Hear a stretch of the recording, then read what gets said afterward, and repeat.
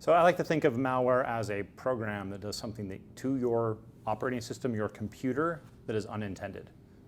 Destructive would be destroying the data that you care about, the data that makes your company unique, that makes you money.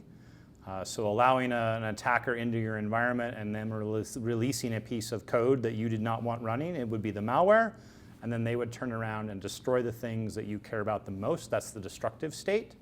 And in some cases that will cause operational issues, right? You shut down the company, you shut down their operations, and you could also take data and use destructive as a way to hide that theft. There's lots of different ways that we've seen attackers get into environments, whether it's an unpatched web server, failure to segment the networks as best people can, which is compartmentalizing things that are externally facing versus those that are internally facing. I've seen even attackers use online services that haven't had multifactor authentication put in place.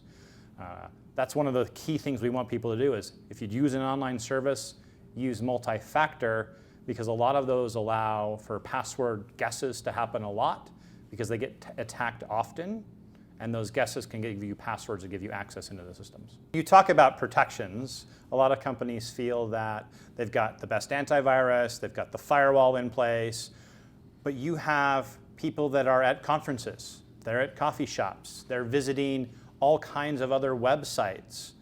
And if you look at 0 days even, if you take into the consideration, there's a study out by Rand Corporation that shows that the average life of a 0 day, or the time that an advanced attacker knows about that 0 day until it is patched by the manufacturer, is 6.9 years.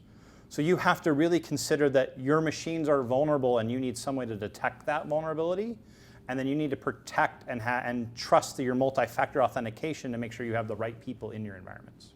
You could say that all of the data is at risk when you get this type of attacker, and that's not a good place to sit, is all of the data. I like to focus on the data that makes your company unique.